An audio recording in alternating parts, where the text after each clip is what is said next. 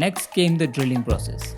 I used a 15 drill bit, but it turned out the dowels that I had were only 12 to 13 thick. I should have checked it before.